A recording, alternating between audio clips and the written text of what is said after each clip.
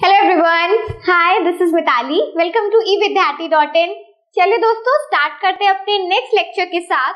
इससे पहले के सेशंस में हमने बहुत अच्छे से समझ लिया है कि हमारी बॉयंट फोर्स यानी कि पानी की वजह से जो प्रेशर हमें फील होता है हमारे हाथों पे whenever we immerse an object, जब भी हम किसी भी ऑब्जेक्ट को उसमें इमर्स करते हैं, हमने पहले भी इसे पिक्चर्स के साथ देखा था कि किस तरीके से इमर्जन से एक प्रेशर फील होता है, and that is Why? Because we feel the pressure in the upward direction, right?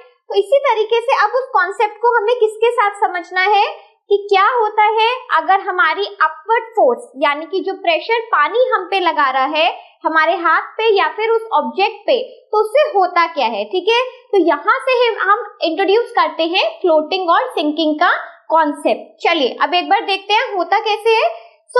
अगर हमारी upward force is greater than the downward force, यानी कि अपवर्ड फोर्स कौन सी थी, जल्दी से रिवीजन हो जाना चाहिए कि हमारी जो बॉयंट फोर्स है also known as the upthrust, अगर वो ग्रेटर होती है देन दी, यानी कि डाउनवर्ड फोर्स क्या होगी, gravitation of the object, weight of the object. So हमारा जो ऑब्जेक्ट है उस वक्त वो क्या करेगा, दैट विल फ्लोट।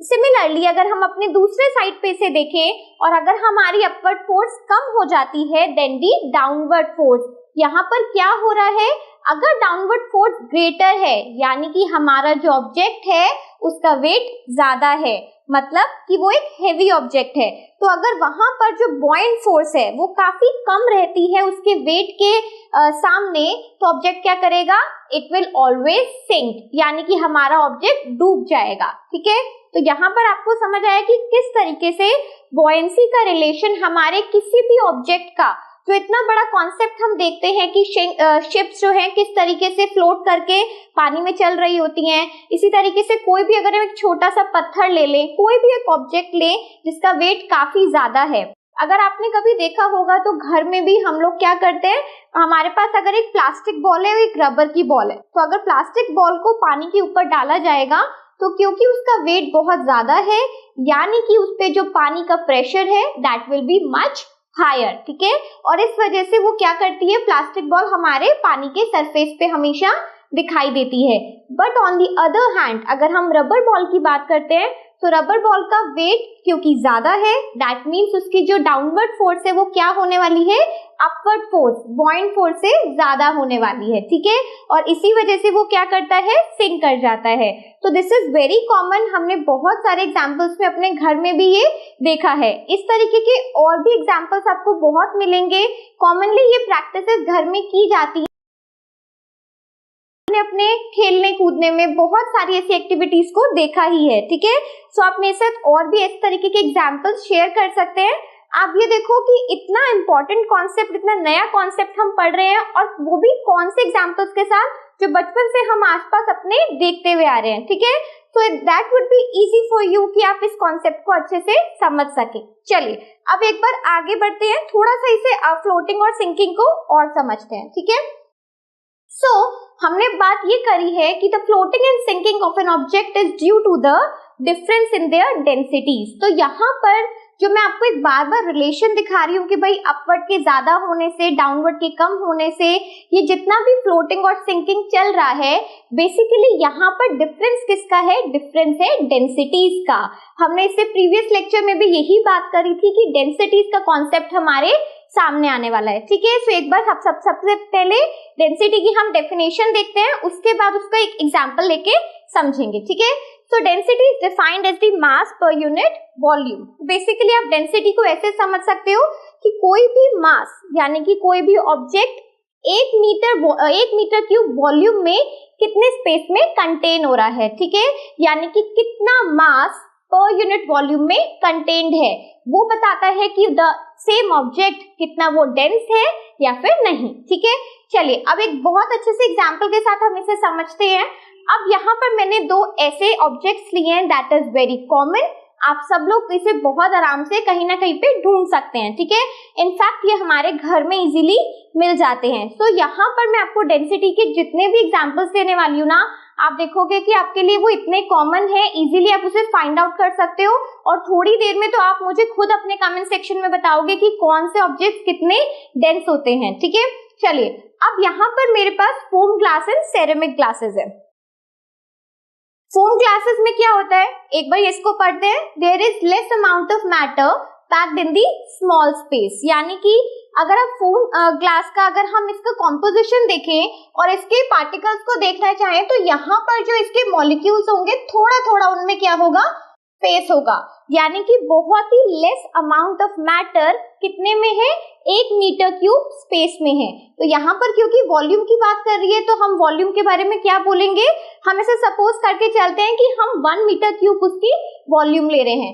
तो फॉर सपोज कि मेरा अगर इतना सा वॉल्यूम है तो उसमें काफी दूर दूर वाले मॉलिक्यूल्स यानी कि less amount of matter occupied है। तो ये तो हो गया हमारा foam glass. But on the other hand अगर हम सेरेमिक ग्लास की बात करते हैं तो सेरेमिक ग्लास का अगर मैं कंपोजिशन यहाँ पर बनाऊं तो ये बहुत ही क्लोजली पैक्ड होंगे, यानी कि नंबर ऑफ मॉलिक्यूल्स उतने ही स्पेस में अगर हम देखें तो वहां पर वो क्या होगा, ज्यादा होगा। ठीक है, तो इसलिए हम क्या कह सकते हैं कि हमारा जो सेरेमिक ग्लास है वो ज्यादा डेंस है, बिकॉज सेम स्पेस में सेम वॉल्यूम में वो ज्यादा मैटर को कंटेन करता है। ठीक है, चलिए क्लियर हुआ आपको, एक बार यहाँ से भी कंटिन्यू करते हैं। So there is large amount of matter packed in the same volume. तो हमें डेंसिटी क्या बताती है कि भाई कितना अमाउंट ऑफ मैटर पैक्ड है 1 मीटर क्यूब वॉल्यूम में। ठीक है, चलिए सो दस अमाउंट ऑफ मैटर यानी कि mass in per unit volume give us density. तो हमें डेंसिटी से क्या पता चलता है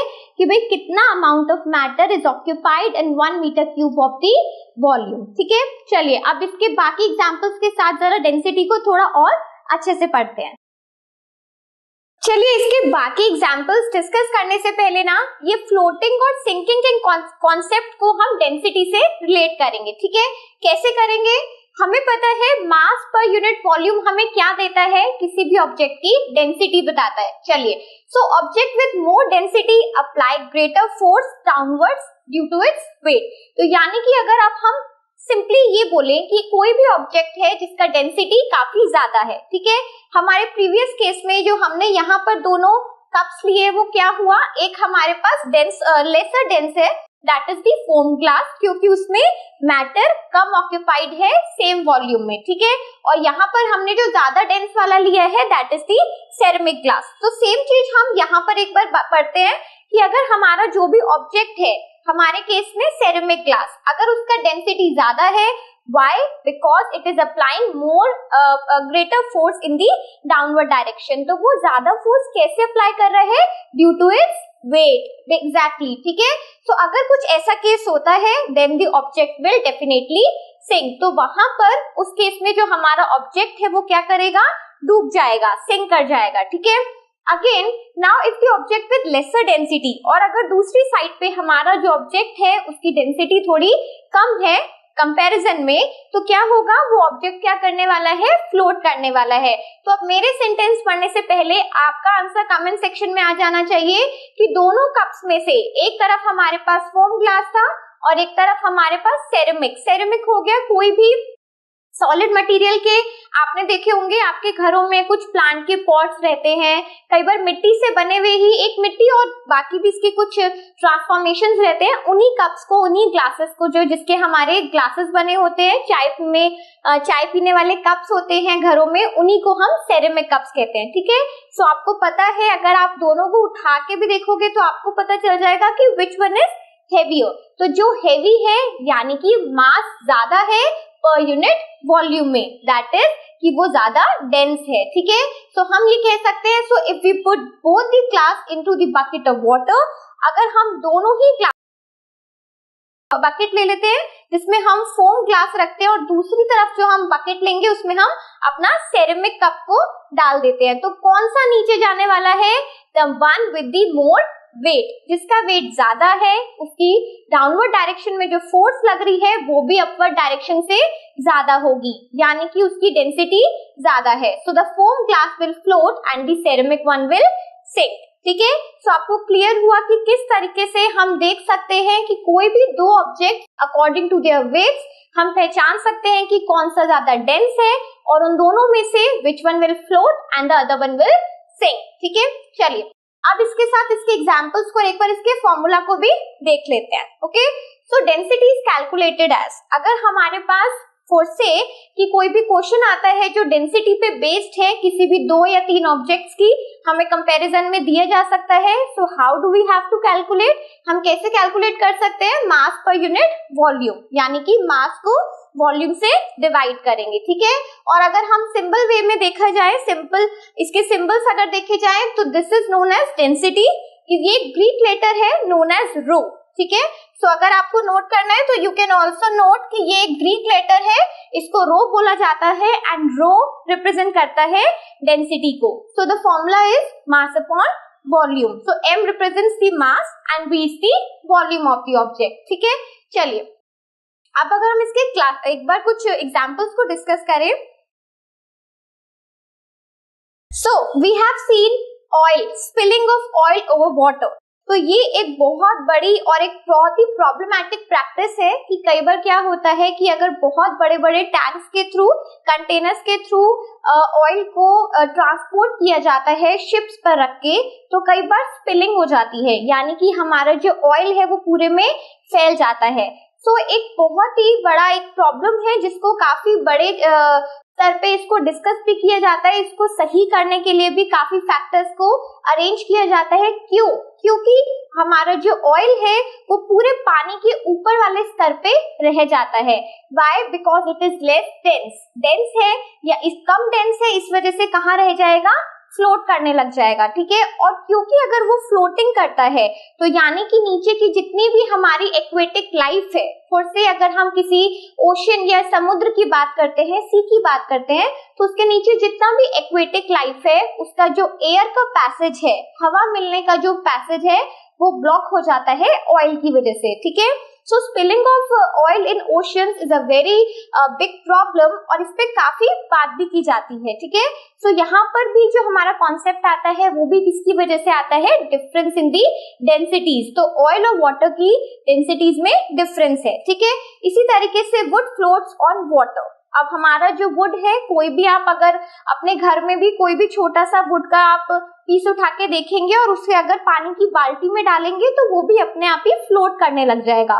तो यहाँ पर भी क्यों फ्लोट करने लग गया है, बिकॉज उसका जो वेट है, यानी कि हमारा जो वुड की डाउनवर्ड डायरेक्शन है वो ज्यादा नहीं है. सो पानी का प्रेशर इतना ज्यादा है, यानी कि उसकी अपवर्ड फोर्स इतनी ज्यादा है कि वो फ्लोट उसको सरफेस पर ही, वुड के ब्लॉक को सरफेस पर ही रखता है. ठीक है, चलिए इसके बाद एक आपने देखा होगा helium balloons rise on the up in the air. तो ये तो एक बहुत कॉमन प्रैक्टिस है, हम हमेशा से देखते हुए आ रहे हैं और वो बहुत शौक भी होता है बच्चों को कि वो जो हवा वाले गुब्बारे होते हैं उसे लेके उड़ते हैं, मतलब भागते हैं, उड़ तो नहीं सकते हैं.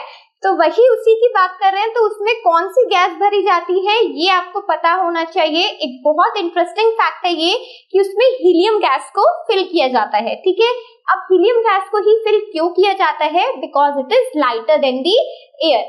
क्योंकि वो लाइटर है इस वजह से हमारे जो हीलियम बलून्स हैं वो ऊपर राइज कर जाते हैं. ठीक है, surrounding air is heavier than the helium gas, क्योंकि हमारी सराउंडिंग एयर में काफी सारी गैसेस का कॉन्स्टिट्यूएंट है, यानी कि मिक्सचर है.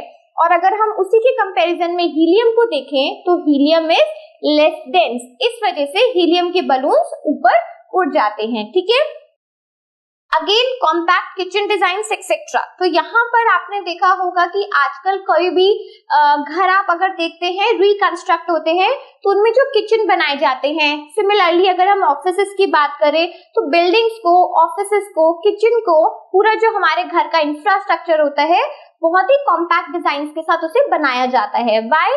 बिकॉज हमारे पास स्पेस कम है, वॉल्यूम कम है और स्ट्रक्चर ज्यादा है, मतलब कि मास वेट ऑब्जेक्ट्स का ज्यादा है. ठीक है, तो इसीलिए बहुत ही कॉम्पैक्टली सब चीजों को डिजाइन किया जाता है फॉर दैट कि बड़े बड़े स्ट्रक्चर्स आप कम उसमें कम वॉल्यूम में हम ले सकते हैं. तो यानी कि वो ऑब्जेक्ट कैसे होते हैं, ज्यादा डेंसिटी से बनाए जाते हैं. ठीक है, चलिए तो यहाँ पर खत्म होता है हमारा डेंसिटी का कॉन्सेप्ट. आई होप आपको ये समझ आया हो.